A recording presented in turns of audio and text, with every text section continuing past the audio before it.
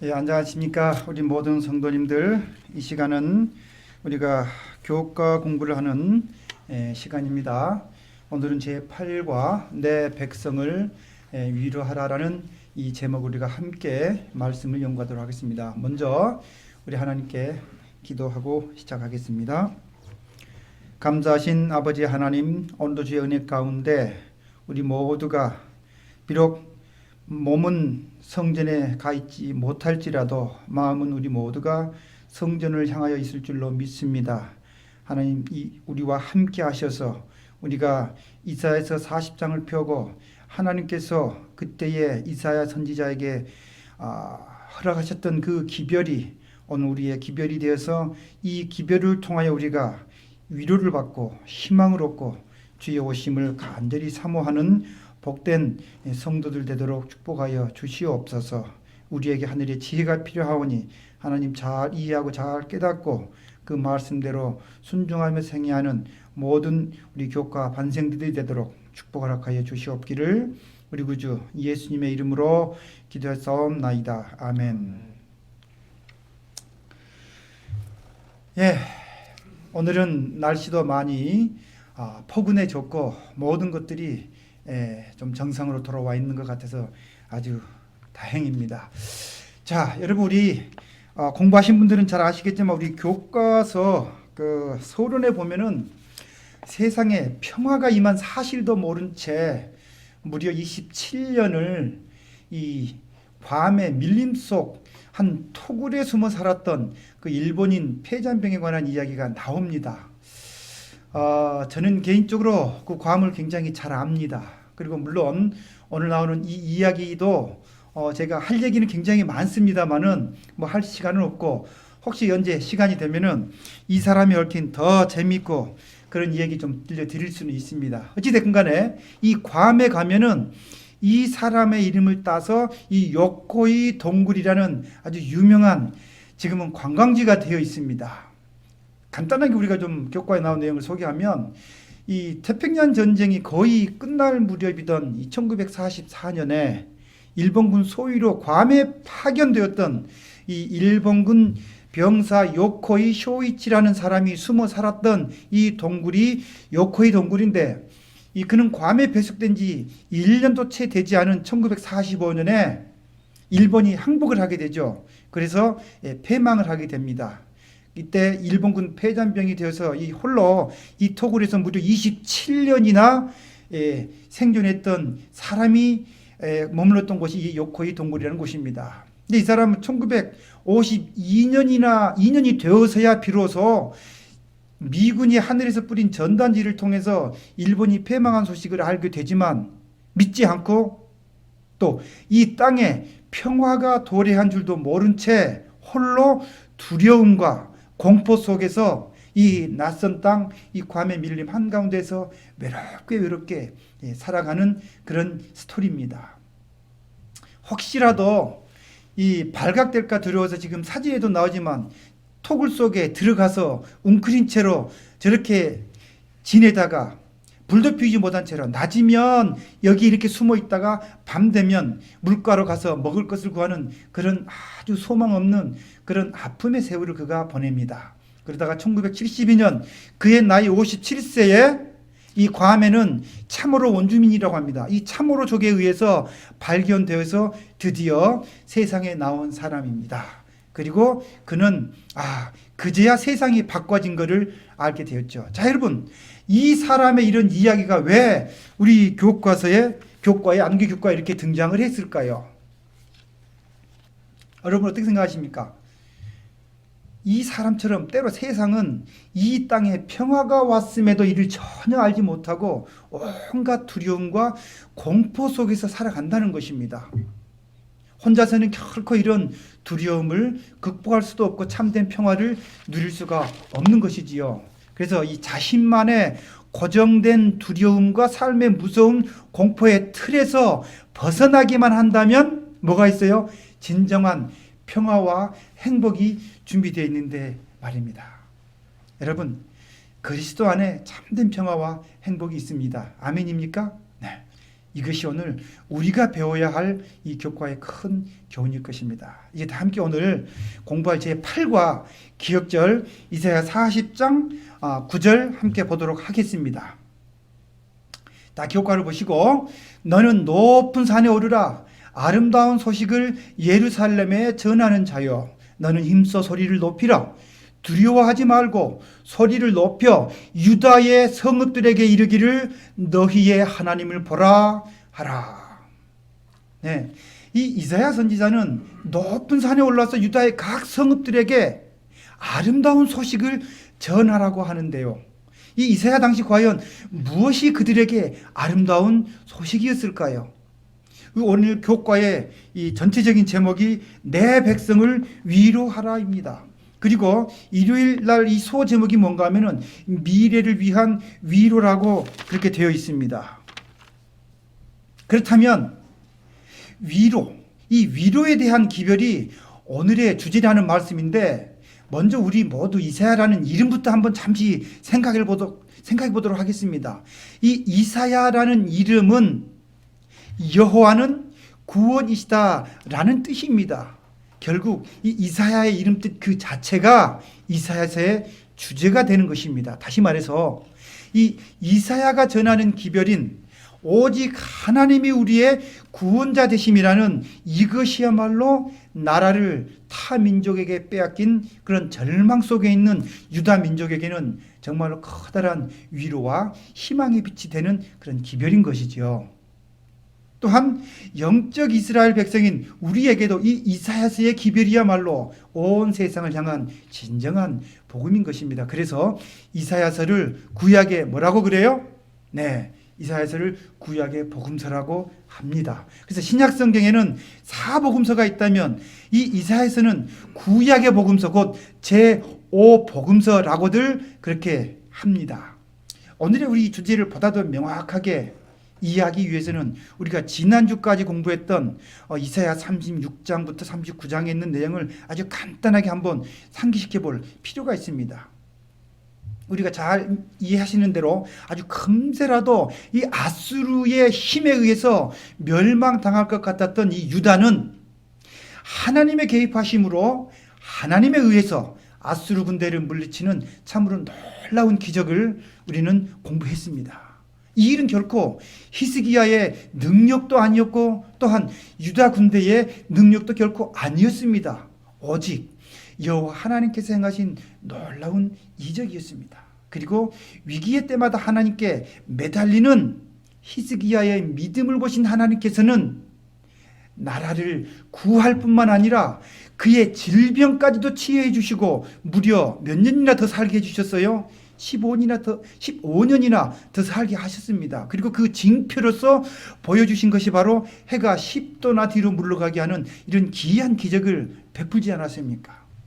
이것을 통해서 히스기야는 모든 영광은 오직 하나님만이 받으셔야 한다는 아주 단순한 진리를 그가 깨닫고 이해하고 확인할 수 있었을 것입니다. 그런데 말이에요, 이 유다에서 일어난 이런 놀라운 소식을 알고 그를 만나러 온 바벨론의 사신들에게 히스기야는 하나님을 나타내 보여주는 대신에 자신을 나타내 보이는 큰 잘못을 저지르게 됩니다. 결국 히스기야는 이렇게 하나님을 이방인에게 증거할 수 있는 이런 귀한 기회에 하나님께 영광을 돌리는 대신에 스스로 자신을 과시하고 그 영광을 받고자 한 그의 교만함과 허영심으로 인해서 결국은 유다 나라가 바벨론의 속국이 될 것이었고 백성들은 포로가 될 것이라는 아주 무시무시한 결과를 초래하는 그런 징벌적 예언을 듣게 됩니다. 성경 하나만 찾아볼게요. 이사야 39장 6절부터 7절에 잘 나와 있습니다. 이사야 39장 6절에 보면 보라 날이 이르리니 내 집에 있는 모든 소유와 내 열조가 어느 날까지 쌓아둔 것이 모두 어떻게 돼요? 바벨론으로 옮긴 바 되고 남을 것이 없으리라 여호와의 말이니라. 그는 바벨론 사신들에게 자기가 일어났다라고 생각하는 모든 것들을 하나도 빠짐없이 다 보였지만 그 보여줬던 모든 것들이 바벨론으로 이제 옮겨가게 될 것이고 7절 또 내게서 날 자손 중에서 몇이 사로잡혀 바빌론 왕궁의 환관이 되리라 하셨나이다. 그렇죠? 히스기야를 대를 쭉 이어서 왕족들, 그 중에 누가 있습니까? 다니엘이 있지 않습니까? 다 붙잡혀가고 얼마나 많은 사람들이 바벨론으로 포로가 돼서 붙잡혀갔습니까? 자, 자신의 영광을 보여준 그 바벨론에 도리어 모든 영광이 짓밟히게 된다는 그런 예언이었습니다. 그가 보여준 모든 보물들이 다 남김없이 바벨론으로 옮겨질 것이라는 이 말은 곧 바벨론에게 뭐 할 것이다? 멸망당할 것이라는 그런 것이었습니다. 결국 이 말씀은 그가 죽은 지 약 한 80여 년 만에 그대로 성취되는 것을 우리는 역사를 통하여 확인합니다. 그렇게 아수르의 공격에 두려움과 무서움으로 공포와 비탄에 빠졌던 나라와 백성들이 이제 하나님의 인도하심으로 한숨을 돌리자마자 이제는 장차 더 큰 시련을 당해야 하는 더 무섭고 더 두려운 공포와 이제 마주치게 되었습니다. 이렇게 해서 이사야 39장이 끝나고 이러한 상황 가운데서 오늘은 이제 이사야 40장을 공부하게 될 텐데요. 과연 사랑의 하나님께서는 이 백성들을 그냥 이렇게 내버려 두셨을까요? 그렇게 두실까요? 참 재미있습니다. 과연 하나님께서는 어떻게 이 백성들을 위로하시고 그분의 뜻을 나타내시는지 우리 한번 살펴보도록 하겠습니다. 일요일 소지 제목이 미래를 위한 위로입니다. 우리 기억절 이사야 40장 1절과 2절을 함께 한번 보도록 하겠습니다. 자, 이사야 40장 1절에 보면은 너희 하나님이 가라사대 너희는 위로하라 내 백성을 위로하라.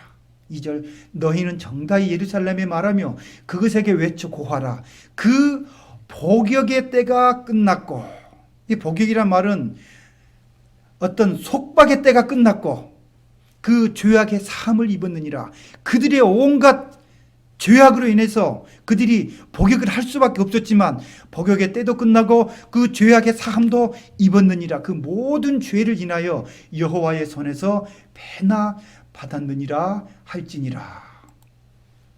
자, 여러분 이제 이사야 40장에 들어서면 분위기가 상당히 많이 다르게 변하죠. 방금 읽어본 2절에 의하면 비록 바벨론에 멸망당하여 포로가 될 것이나 그 복역의 때가 어떻게 돼요? 끝날 것이며 포로가 될 수밖에 없었던 그 죄에서 용서함을 받을 것이라는 그런 위로와 회복의 복된 소식으로 40장은 이제 시작이 됩니다. 우리 일요일 날 교과 본문의 맨 아래쪽에 이런 표현이 하나 있습니다. 잠깐 볼까요? 이사야 1장부터 39장은 기원전 701년에 있었던 아수르로부터의 구원에 이르기까지의 사건들의 초점을 맞추고 있지만 이제 이사야 40장부터는 그로부터 약 150년을 뛰어넘어 기원전 539년에 있을 바벨론의 종말과 그 후에 있을 유대인들의 귀환에 초점을 맞추고 있다. 자, 이런 교과 내용이 나와 있습니다. 자, 포로에서 회복시키시겠다는 이사야 선지자의 이 위로의 기별은 다니엘서에서 다니엘이 그토록 간절히 고대하던 자기들의 고향 어디요? 예루살렘으로의 귀환을 손꼽아 기다리며 사모했던 유일한 희망이자 유다 백성들의 지친 포로의 삶의 위로였던 것입니다. 그런데 여러분, 이 성경의 대부분의 이야기는 항상 종말론적 표상으로 나타납니다. 무슨 말인가 하면요, 이 말씀 역시 이 지구 역사의 마지막 시대에 바벨론으로 상징되는 이 사단의 세력들에 의해서 하나님의 백성들이 환난과 어려움과 곤란을 당하게 될지라도 마침내는 우리를 구원하시겠다는, 우리를 건져내시겠다는 그런 참된 위로의 기별인 것입니다. 이것이 일요일 소지의 소제목처럼 바로 미래를 위한 위로인 것입니다. 자, 그런데 그러면 도대체 어떤 위로가 우리에게 준비되었으며 또 이 위로를 받기 위해서는 또 어떤 준비가 우리에게 되어야 하는지가 이제 월요일 소지에서 잘 나타납니다. 월요일로 한번 가볼게요. 자, 월요일 제목은 임재, 말씀, 길을 예비함. 제목이 참 쉽지 않은 내용입니다. 그런데 내용을 조금 살펴보면은 참 감사한 제목입니다. 먼저 우리 이 교재에 나와 있는 이 월요일 소지 이 두 번째 단락 잠깐 한번 좀 보도록 하겠습니다. 하나님의 백성은 시인의 산에서 그분의 임재를 경험하며 말씀을 받았다. 그러나 배교로 말미암아 인해 그분의 임재와 말씀을 잃었다가 바벨론 포로 생활이 끝난 후에 그것들을 되찾았다. 그분의 임재와 말씀은 하나님이 이스라엘 백성과 맺으신 언약의 기본 요소들로서 둘 다 성소에 간직되었다. 그러나 그들이 언약을 위반했기 때문에 하나님은 성전을 떠나셨다. 그런데 이제 다시 오실 것이다. 하나님의 임재와 그분의 말씀은 우리에게 위로와 구원과 소망을 가져다 준다. 자, 이런 내용이 우리 교과 본문에 있는데, 자, 이 말씀이 무슨 말일까요? 사실 하나님께서는 백성들과 함께 하시기 위하여서, 즉 임마누엘 하시기 위해서 모세로 하여금 성소를 만들게 하시고 그 지성소에서 그분의 임재를 나타내셨습니다. 그런데 예루살렘 성전이 바벨론에 의해서 파괴되고 더 이상 백성들이 여호와의 전을 드나들 수 없게 되자 하나님께서는 아주 기이하신 방법으로 그 임재의 상징인 지성소 안에 있는 그 법궤는 원수들의 손에 넘어가지 않도록 하셨습니다. 지금까지도 예루살렘 성전이 무너져서 모든 것들이 다 빼앗겼을지라도 그 법궤 속에 들어있는 모세의 10계명, 그 법궤의 흔적은 알 수가 없습니다. 다시 말해서 하나님께서는 기이하신 방법으로 원수들의 손에 넘어가지 않도록 하셨습니다. 다시 말해서 하나님께서 성전을 잠시 떠나셨다는 것입니다. 그러나 이제는 다시 오셔서 임재하시겠다는 그 큰 위로의 말씀을 하셨습니다. 이 성전이 회복될 것을 예언하면서 그 너머에는 참 성전 되시는 그리스도를 통한 하나님의 임재가 이 땅에 다시 임하게 될 것을 예언한 것입니다. 우리가 그동안 잘 공부했듯이 에덴에서부터 하나님께서는 우리와 함께 하실 성소, 거룩한 곳을 두시고 하나님이 임재하셨습니다. 그것이 단을 쌓든지 또 이동식 성막이었든지 이제는 하나의 구조물인 성전, 성소였든지, 그러나 그 성전이 파괴됨으로 인해서 하나님이 잠시 떠나셨다가 이제는 진짜 참성전 되시는 누가 오신다고요? 메시아가 오신다는 것입니다. 자, 그렇다면 우리는 어떻게 우리 주님의 오심, 곧 하나님의 임재를 맞이하기 위해서는 어떤 준비를 해야 할 것인가? 이것이 이사야 40장 3절부터 5절에 나옵니다. 자, 우리 월요일 기억절이 이사야 40장 4절입니다. 같이 한번 기억절을 볼까요? 산마다 언덕마다 낮아지며 고르지 아니한 곳이 평탄하게 되며. 잘 보세요. 산마다 언덕마다 높은 곳들이 다 낮아지고 고르지 않았던 곳들이 다 어떻게 돼요? 고르게 평탄하게 되며, 이 말씀이 나옵니다. 그런데 이 하나님의 임재와 방금 본 이 기억절 말씀 도대체 무슨 관계가 있을까요? 길을 평탄하게 한다라는 말이 무슨 뜻일까요? 여러분, 도로는 거칠고 울퉁불퉁하고 다시 말해서 평탄하지 않으면 안 됩니다. 왜 그래요? 길은 다니기에 용이해야 하기 때문입니다. 여기서 길을 평탄케 한다라고 하는 것은 이사야의 문학적인 기교가 매우 세련되어 있음을 우리는 알 수 있는 대목입니다. 이사야서가 히브리 문학의 정수를 나타내주는 대구법이라든지 기타 다양한 그 표현들이 굉장히 가득 들어있는 아주 문학서입니다. 문학서. 시편 못지않는 대단한 문학서예요. 거의 90% 이상이 히브리 성경을 보면은 시로 되어 있어요. 대단한 문학적 기교가 아주 세련되게 나타나는 건데, 마음의 길이 평탄케 되어야 함을 뜻하는 것이 바로 뭐 하는 거예요? 길을 평탄케 한다는 뜻일 것입니다. 그러나 이 다듬어지지 않거나 정비되지 않은 이 거칠고 모난 마음의 길로는 결코 구원에 이를 수 없으므로 우리는 마음의 길을 갈고 닦고 평탄케 해야 하는 것입니다. 그래서 신약에서 침례 요한은 이 이사야의 이 예언을 영적인 평탄 작업에 적용해서 마가복음 1장 3절부터 우리 4절 한번 보면은 이런 말씀이 나와 있습니다. 마가복음 1장 3절에 침례 요한이 얘기합니다. 광야에 외치는 자의 소리가 있어 가로되 너희는 주의 길을 예비하라. 그의 첩경을 평탄케 하라. 기록된 것과 같이 침례 요한이 이르러 광야에서 죄 사함을 받게 하는 회개의 침례를 전파하니. 네. 우리가 지금 공부하고 있는 이 이사야 40장이 마가복음에 가면은 침례 요한에 의해서 다시 한 번 더 나타나는 것입니다. 여러분, 이 길을 평탄케 하는 것, 방금 침례 요한의 얘기처럼 이것은 바로 죄 사함을 받는 회개라는 것입니다. 이런 진실된 회개를 경험하는 것이 구주를 영접할 길을 닦는 것이라는 것입니다. 그리고 그가 베푼 침례가 바로 이 죄 사함을 받게 하는 회개의 침례였던 것입니다. 따라서 오늘 교과가 얘기하듯이 이 길을 평탄케 하는 일은 하나님이 주시는 용서와 임재의 위로를 얻기 위해서 기꺼이 죄로부터 돌이키는 회개를 의미하는 것입니다. 즉 이스라엘 백성이 포로에서 돌아오도록 길이 수축되어야 한다는 것을 상징으로 해서 구원을 베풀기 위하여 오시는 왕을 맞을 준비로 사람들은 회개해야 한다고 하는 것이 길을 평탄케 한다는 뜻입니다. 자, 그러면 마지막 때라고 하는 이 시대에 우리가 주님의 재림하실 이 주님의 길을 평탄케 하려면 우리는 어떤 준비를 해야 될까요?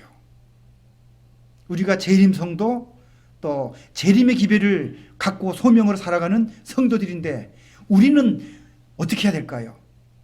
온전한 회개와 깨끗한 심령으로 주의 오심을 준비하는 성도가 되어야 할 줄로 믿습니다. 이것이 이 월요일 내용이 주는 교훈입니다. 그런데요, 이 회개한 심령은 구원받는 기쁨을 어떻게 나타내야 될까요?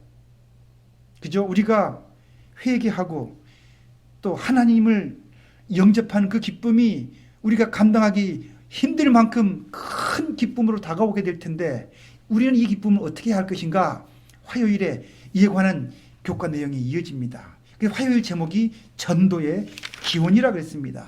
전도는 이 소식을 전하는 것이죠. 먼저 우리 화요일 기억절 말씀 한번 우리 살펴볼까요? 다 같이 화요일 날 기억절 이사야 40장 9절입니다.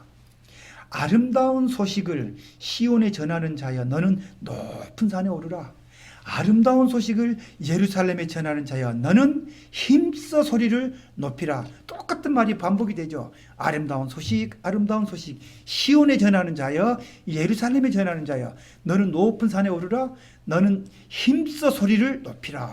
굉장히 문학적인 표현이 얼마나 참 뛰어난지 모릅니다. 아름다운 소식이라 그랬습니다. 이 아름다운 소식은 일요일과 우리가 월요일 내용을 통해서 살펴보았듯이 메시아로 오시는 그리스도가 바로 우리가 전해야 될, 또 이사야가 전해야 될 소식인 것입니다.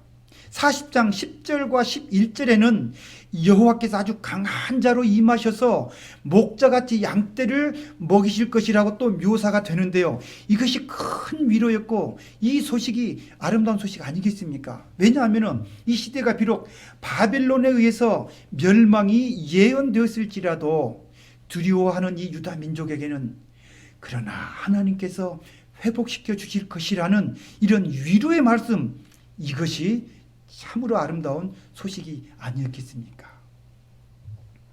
우선 이 소식을 전하는 자는 영원한 말씀이신 그리스도의 길을 예비했던 침례 요한에게 우선 우리가 적용해 볼 수가 있습니다. 그런데 침례보다 더 일찍 그분이 오셨다는 소식을 전한 사람들이 있었습니다. 누구였을까요? 예수님의 길을 예비하신 분이 우리가 침례 요한으로 다 이해하는데 침례 요한보다 먼저 그분이 오셨다는 소식을 전한 사람도 있었어요. 우리 교과에 잘 나와 있죠. 그죠? 누가복음 2장 25절부터 38절에 보면은 아주 나이가 참 많은 시므온과 안나의 이야기가 나옵니다. 시므온은 정말 선한 사람이었고요. 안나는 나이가 아마 한 100세쯤은 됐던 것 같아요. 자, 이 두 분은 아기 예수께서 성전에 봉헌되실 때에 그분을 만났습니다. 침례 요한보다 훨씬 먼저 만났죠.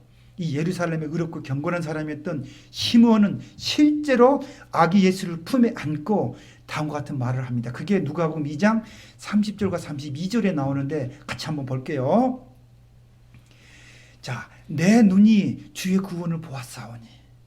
누가요? 시므온이 눈으로 주의 구원을 보았습니다. 누구를 본 거예요? 아기 예수를 본 거예요. 이는 만민 앞에 예비하신 거예요. 그것이요? 이방을 비추는 빛이요. 얼마나 표현이 기가 막힙니까? 내 눈이 주의 구원을 보았고 이는 만민 앞에 온 세상 천하 사람들 앞에 예비하신 것이고 32절에 이방을 비추는 빛이라 그랬습니다. 고통과 두려움에 어둠 속에 살고 있는 이 온 세상을 향하여 비추는 참 빛이 누구라고요? 아기 예수, 주의 백성 이스라엘의 영광이니이다 하니. 이게 시므온이 실제 아기 예수를 품에 안고 이런 말을 남겼습니다. 그리고 누가복음 2장 36절 38절에 보면요, 나이 많은 여선지자 안나가 예수가 오신 것을 이 갈릴리에 다니면서 소식을 전합니다. 이때 이 여선지자 안나는 그가 홀로 과부가 된 지 84년이 되었다고 나왔어요. 과부가 된 지 84년이 되었으니까 결혼 정년기를 최소 20살이라고만 보더라도 100살이 넘었을 나이 아닙니까? 그 나이 많은 이 여자 선지자 안나가 기별을 전하는 것입니다. 오늘 화요일 기억절에 나오는 높은 산에서 이 소식을 전하는 자는 여성 명사로 쓰였다고 합니다. 그런데 실제적으로 아기 예수가 오심을 전한 이가 바로 여선지자였던 안나였습니다. 그래서 오늘 교과 113쪽에 이런 또 좋은 말씀이 있습니다. 다 같이 우리 교과 한번 볼게요. 교과서 113쪽에 보면 시므온은 메시아의 모습으로 오실 이스라엘의 위로를 기다리고 있었다. 이사야의 예언에 비추어 볼 때 여선지자 안나가 성전이 있는 산인 시온에서 예루살렘 사람들에게 처음으로 주님의 오심을 공개적으로 선포한 것은 우연이 아니었다. 그녀는 마침 이때에 나와서 하나님께 감사하고 예루살렘의 속량을 바라는 모든 사람들에게 그에 대하여 말했다라고 누가복음에 기록이 되어 있습니다. 그래서 높은 산에서 이 아름다운 소식을 전하는 자가 바로 여선지자 안나를 통해서 성취된 것을 알 수가 있고요. 또 우리가 아는 바로는 이것이 예수 그리스도께서 구원을 가져오기 위해 강림하셨다는 복음의 전파, 곧 기독교 전도의 기원이다. 나중에 그리스도께서는 지구에 대한 그분의 선교 사명이 완수되었음을 인증했던 부활의 소식을 처음으로 누구를 통해서 막달라 마리아라는 여인에게 맡기셨다. 실제로 이 성경에서 나라들은 다 여성 명사입니다. 그러므로 여성으로 표현된 것은 상징적으로는 이스라엘 나라가 복음을 전하는 일을 맡았던 것을 나타내는 것으로 우리가 이해할 수 있을 것입니다. 또 교회도 여성 명사로 나타납니다. 그래서 복음을 전하는 도구가 여성으로 표현된 것은 당연한 것인지도 모릅니다. 하지만 이 복음은 남녀 구분 없이 전파가 돼야 되겠지요. 모든 구성원 개개인이 목자적인 사명을 수행하면 주님의 교회는 활성화가 될 것입니다. 이 아름다운 소식은 평범한 남녀들에게 위탁되어 전파된 것을 오늘 교과를 통하여 우리는 알게 됩니다. 이제 수요일 소재에서는 과연 하나님이 창조주로서 소개되는데 왜 하나님이 이 창조주로서 소개되는지 또 한번 이유를 살펴보도록 하겠습니다. 수요일 제목이 자비로우신 이 창조주라는 이 제목을 달고 있습니다. 왜 갑자기 아름다운 소식이 나오는데 창조주로서의 또 하나님이 소개되어 있을까? 이 아름다운 소식을 모든 남녀에게 위탁하신 하나님께서는 이사야를 통하여 그분이 어떤 하나님이신지를 우리에게 알려줍니다. 이 수요일 기억절에 이런 말씀이 있어요. 이사야 40장 26절. 너희는 눈을 높이 들어 누가 이 모든 것을 창조하였나 보라. 이사야 선지자는 창조주로서의 하나님을 지금 소개하고 있는데요. 이 수요일 제목이 자비로운 창조주라고 표현하고 있습니다. 여러분, 이 자비라는 말, 이 자비라는 말의 이 사전적 정의는 남을 아주 크게 사랑하고 가엾게 여기는 마음을 자비라고 합니다. 다시 말해서 사람들에게 즐거움과 복을 주고 고통과 괴로움을 없게 하는 것을 자비라고 정의합니다. 이 모든 것이 하나님의 속성을 잘 설명하고 있지 않습니까? 그래서 이사야 40장에는 고통을 당하는 백성들을 첫째 위로하시고 또 구원하시기 위해 오시는 여호와이심을 잘 설명하고 있습니다. 이 성경의 하나님은 그 이름이 여호와이십니다. 여호와는 그 뜻을 여호와 하나님께서 친히 풀어주셨는데, 여호와라는 말은 뭐예요? 스스로 있는 자라는 말입니다.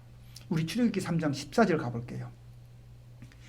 출애굽기 3장 14절 보면은 하나님이 모세에게 직접 얘기를 합니다. 나는 하나님이시죠. 여호와는 스스로 있는 자니라. 또 이르시되 너는 이스라엘 자손에게 이같이 말하기를 이르기를 스스로 있는 자가 즉 나 여호와가 나 하나님이 나를 너희에게 보내셨다 하라. 자, 여러분, 이 스스로 있다는 이 말은 그 존재가 자기 이외의 어떤 존재에게 전혀 의존되지 않고 자기 안에 존재의 뿌리, 존재의 근원이 있다는 그 말씀입니다. 그러니까 하나님은 그 누구와도 비교할 수 없는 그러한 분이심을 분명히 말씀하셨고, 그렇기에 우리를 구원하실 수 있는 오직 유일하신 하나님이신 것을 증명하신 것입니다. 그런데요, 우리들 구독한 이사야 1장부터 39장까지 쭉 살펴보았듯이 1장부터 39장까지는 하나님의 심판과 경고에 관한 그런 예언의 말씀들이었습니다. 그리고 역사적인 사실로 그것이 어떻게 그렇게 되어 왔는지 심판에 관한 내용이 가득 차 있습니다. 그렇다면 그 심판은 한마디로 무엇에 대한 심판이었을까요? 그것은 바로 하나님께서 그렇게도 싫어하시는 우상숭배의 죄악을 아주 심각하게 지적하시고 그것에 대해서 심판하신 것입니다. 따라서 이사야 40장의 이 위로와 자비의 기별의 핵심은 한마디로 다시는 창조주 하나님이 아닌 다른 어떤 우상에게도 결코 뭐하지 말 것을, 경배하지 말 것을 강조하고 또 강조하는 기별인 것입니다. 그래서 스스로 있는 자, 창조주 하나님이 이사야 40장에서는 등장하고 있는 것입니다. 이 수요일 내용에는 이 히브리 문학의 특징인 이 대구법과 이 수사학적인 표현에 대해서 참 많이 나오고 있긴 한데, 이 모든 것의 핵심은 한마디로 하나님은 누구와도 비교할 수 없는 그러한 분이심을 말씀하고 있는 것입니다. 자, 그러면 하나님이 아니신 분, 하나님이 아닌 존재에게 우리의 마음을 들리고 또 경배했던 거, 그것 때문에 북방 이스라엘이 망하고 그 다음에 또 누가 망해요? 남방 유다가 망하고, 우리가 잠시 전에 살펴봤지만 히스기야 그 왕도 자기를 나타내고자 하는 그 교만한 마음, 그것 때문에 넘어진 거 아닙니까? 자, 그렇다면 이런 우상숭배의 문제점에 대해서는 이제 마지막 목요일 소지에 어떻게 나와 있는가? 목요일날 제목이 우상숭배의 문제점입니다. 자, 여러분, 우상은 하나님처럼 스스로 있는 자일까요? 우상은 결코 스스로 존재하는 그런 위대한 존재가 아니지요. 그저 사람들에 의해서 조각되거나 만들어진 것이든지 또는 하나님에 의해서 창조된 어떤 피조물인 사물일 뿐입니다. 그런데 왜 이런 우상은 하나님보다 더 섬기고 그랬을까요? 성경은 우리가 여호와 하나님께 예배해야 하는 이유를 그분이 우리를 창조하셨기 때문이라고 분명히 가르칩니다. 하나 더 볼게요. 느헤미야 9장 6절을 가보겠습니다. 여기 이런 말씀이 있습니다. 오직 주는 여호와시라. 하늘과 하늘들의 하늘과 이를 성신과 땅과 땅 위의 만물과 바다와 그 가운데 모든 것을 지으시고 다 보존하시니 모든 천군이 주께 경배하나이다. 예, 온 세상이 다 여호와 하나님을 창조하셨기 때문에 경배한다는 것입니다. 여호와 하나님 외에 경배하는 것은 다 우상입니다. 우리가 여호와 하나님보다 더 사랑하고 존경하는 것이 있다면 그것이 다 우상입니다. 이것이 성경이 말하는 참 신앙인 것입니다. 그런데 이사야 42장 29절에 우상의 특징을 이렇게 묘사하고 있습니다. 과연 그들의 모든 행사는 공허하며 허무하며 그들이 부어 만든 우상은 뭐예요? 바람이요 허탄한 것뿐이라. 그리고 선지자들은 우상 숭배를 예레미야서에 보면은 영적인 간음이라고 칭했습니다. 그럼 왜 이렇게 선지자들은 끊임없이 기별을 전할 때마다 우상 숭배를 하지 말 것을 얘기했을까요? 결국 이 문제로 인해서 그들의 선조들이 조상들이 고통을 당했고 하나님의 진노하심을 당한 이유이기 때문에 그렇습니다. 이 세상이 끝날 때까지 이 우상 숭배라는 죄악은 멈추지 않을 것입니다. 사단은 변함없이 우리들이 하나님과 연합되는 것을 방해하려고 하기 때문입니다. 그래서 계시록 14장에는 마지막 때에 새 천사가 공중을 날아가면서 큰 소리로 외치는 까닭이기도 합니다. 창조주를 경배하라는 이 기별이 곧 뭐예요? 우상 숭배를 하지 말라는 기별입니다. 비록 우리들이 눈에 보이는 우상을 숭배하지는 않을지라도 그것이 무엇이든지 간에 하나님보다 우리의 애정이 더 많이 가고 하나님의 일보다 우리의 관심과 애정이 더 큰 것이 있다면 그것이 바로 우상이 될 것입니다. 자, 이제 교과를 정리하면서 오늘 우리는 이번 주 교과를 통해서 하나님은 이사야를 통해 고통받는 자들에게 위로를 가져다 주심을 배우게 되었습니다. 고난의 시간은 끝났으며 하나님은 그들에게 돌아오고 계셨습니다. 그래서 그들은 절망과 혼란을 겪는 대신 창조의 능력을 사용하시는 하나님을 신뢰할 수 있었습니다. 혹시 오늘 우리 중에 어떤 신앙적인 방황과 갈등 그리고 무거운 삶의 무게로 인하여 힘드시거나 어떤 고민과 아픔과 비통함으로 힘드신 분이 계십니까? 오늘 우리가 시작하면서 서론에서 보았듯이 27년 동안이나 홀로 고통의 굴레에서 벗어나지 못하고 그 토굴 속에 숨어 살았던 요코이처럼 그런 두려움과 어둠 속에서 이제 나와서 이제는 창조주 하나님 안에서 그 해답을 찾으시고 마음의 평화를 누리게 되시기를 바랍니다. 오늘 교과의 기별이 우리 모두의 믿음이 되셔서 이런 믿음으로 코로나를 이기시고 또 이 어려운 시기와 이 시대를 잘 이겨내서 승리하는 모든 여러분 되시기를 바라면서 교과를 마치겠습니다. 이제